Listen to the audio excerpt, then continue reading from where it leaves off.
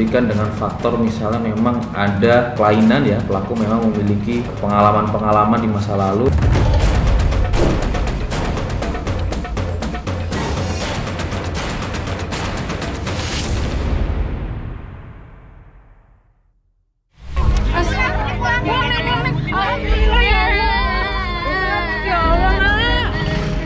AN, bocah perempuan berusia 9 tahun ini, akhirnya bisa kembali ke pelukan orang tuanya.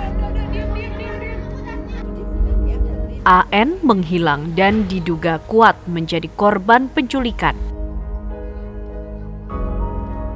Gadis kecil ini pun tak henti menangis histeris meski telah lepas dari si penculik.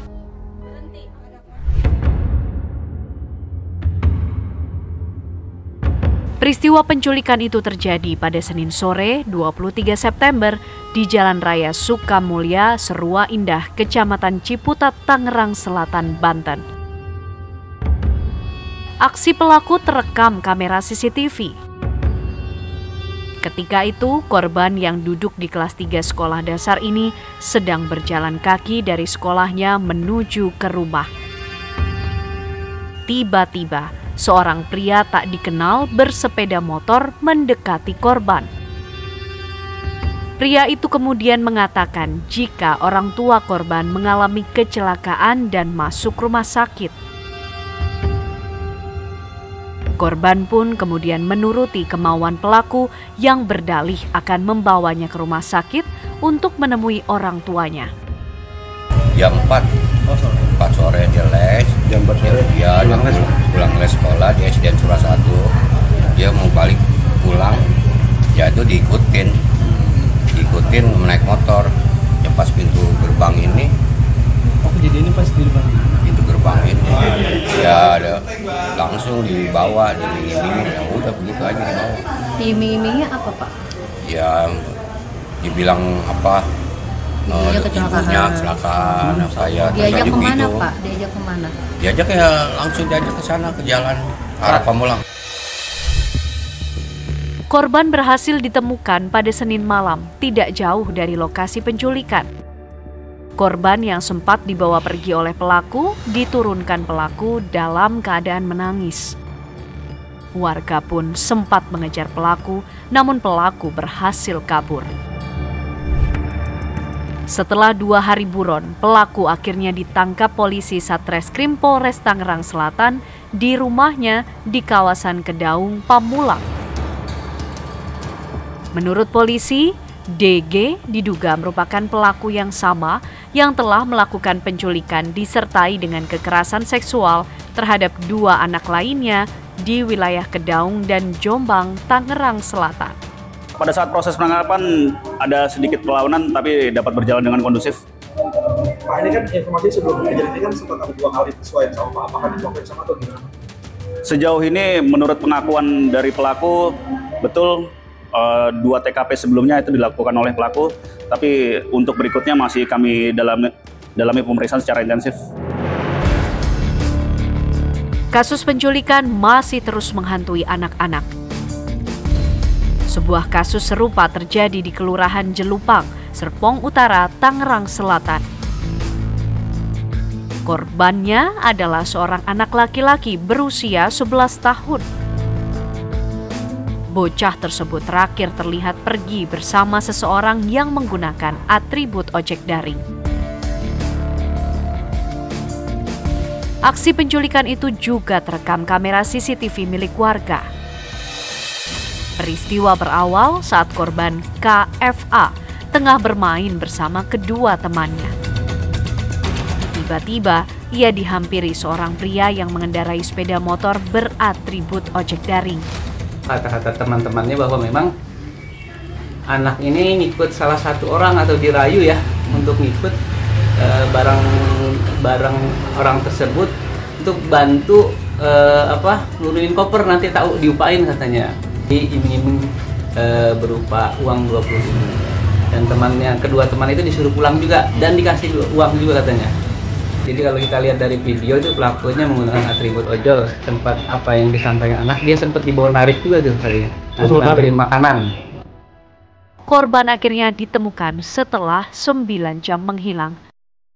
KFA ditemukan setelah ada warga yang melihat korban diturunkan oleh pelaku. Tak butuh waktu lama, polisi membekuk pelaku penculikan anak di bawah umur itu. Pelaku adalah pengemudi ojek online berinisial DG yang kerap beroperasi di sekitar Tangerang Selatan. Berdasarkan hasil penyidikan polisi, terungkap bahwa pelaku berusia 49 tahun itu juga diduga melakukan tindak asusila terhadap korbannya. Kita amankan pelaku, sudah kita identifikasi, ini berinisial MB. MB umur 49 tahun, pekerjaannya sebagai ojek online. Pelaku ini kemudian mengiming-imingi si korban untuk kemudian supaya mau ikut ya dengan sejumlah uang yang ditawarkan, sehingga kemudian anak ini mau ikut untuk kemudian bersama-sama dengan si pelaku. Nah, pada saat anak ini sudah bersama pelaku dibawa mutar-mutar di area sekitar Tangerang Selatan, kemudian dalam perjalanannya itu diduga si pelaku kemudian melakukan suatu tindakan kesusilaan. Rentetan kasus penculikan yang terjadi di wilayah Tangerang Selatan dalam waktu yang berdekatan ini tentu menjadi lonceng keras bagi kita semua untuk melindungi anak-anak. Karena faktanya, para predator atau pelaku kejahatan pada anak masih terus ada dan berkeliaran mengintai calon korbannya. Itu harganya tuh diperkirakan berapa dan untuk dijual harga? Ya, sementara pengakuan dari tersangka dari dia melakukan penjualan akan melakukan penjualan kurang lebih 13 juta rupiah.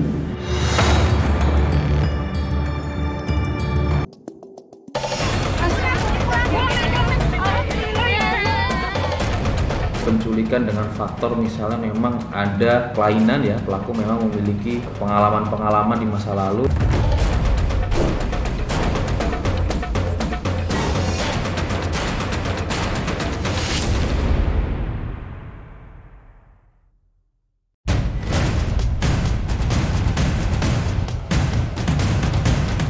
Ketakutan maraknya kasus penculikan anak juga menghantui warga Bandung, apalagi targetnya menyasar anak-anak jalanan yang sangat minim pengawasan.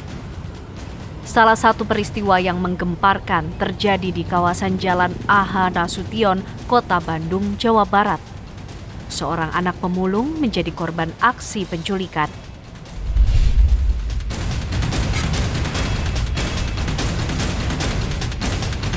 Aksi pelaku saat beraksi terekam kamera CCTV dan viral di media sosial. Rekaman CCTV tersebut memperlihatkan seorang wanita dengan santainya menggendong seorang balita berumur 2,5 tahun. Modus yang digunakan pelaku pun terbilang licik. Terlihat pelaku menghampiri anak beserta kedua orang tuanya yang tengah beristirahat usai mencari barang bekas. Lalu pelaku meminta ibu korban untuk berbelanja di sebuah pusat perbelanjaan, tak lain tujuannya untuk mengalihkan perhatian sang ibu dan melancarkan aksinya.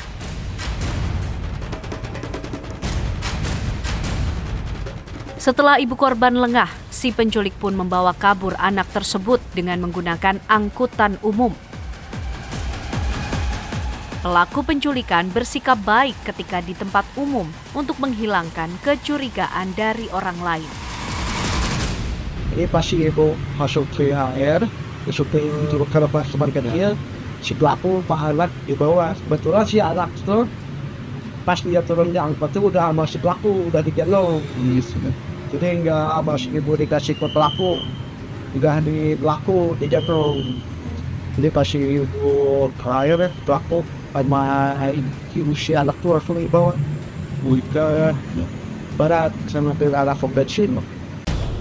Berkat kesigapan aparat kepolisian, pelaku SH berhasil diamankan tidak lama setelah kejadian.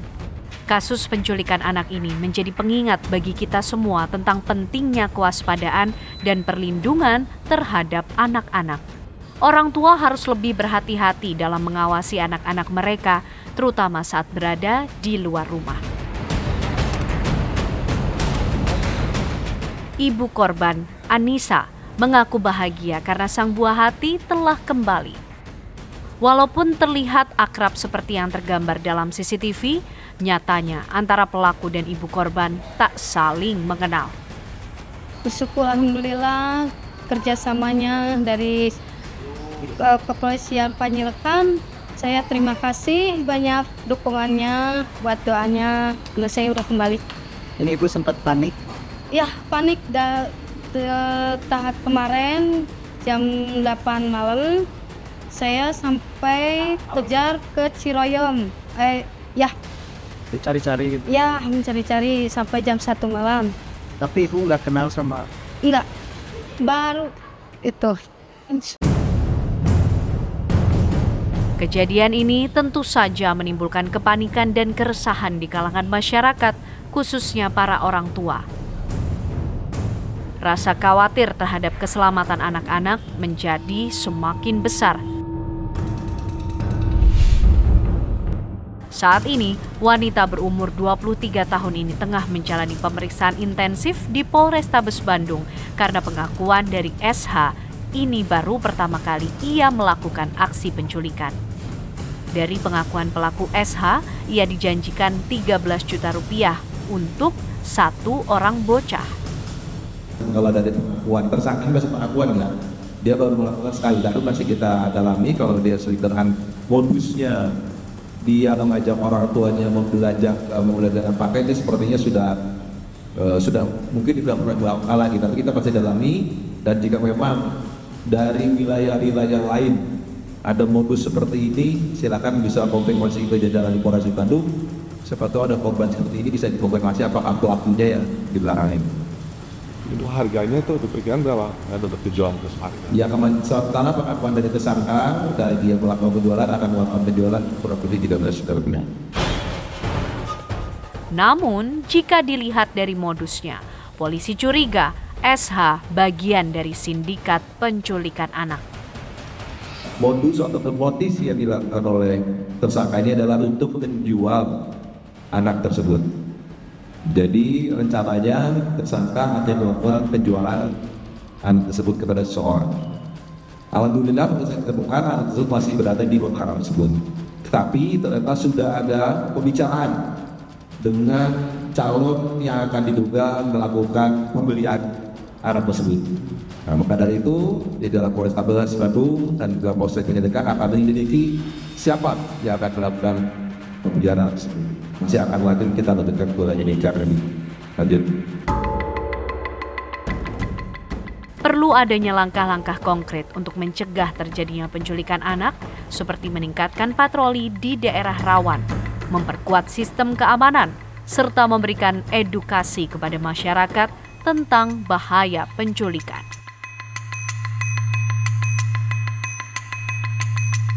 Faktor atau misalnya kenapa sih penculikan bisa dilakukan adalah human trafficking di kalangan anak-anak. Jadi perdagangan manusia yang memang memperjualbelikan anak-anak dan mengeksploitasi anak.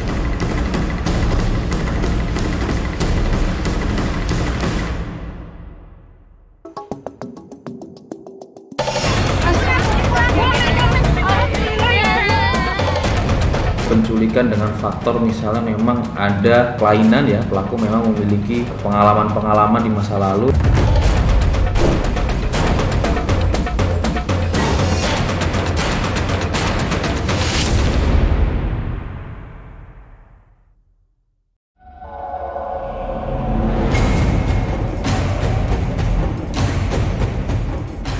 Maraknya kasus penculikan anak di beberapa wilayah di tanah air membuat masyarakat semakin khawatir.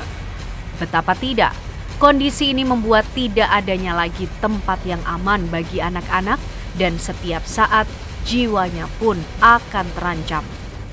Mengeksploitasi dengan menjualnya untuk mendapat keuntungan dengan nilai yang fantastis hingga pelecehan seksual yang semata-mata hanya untuk memuaskan hasrat seksualnya menjadi salah satu bagian dari modus si pelaku.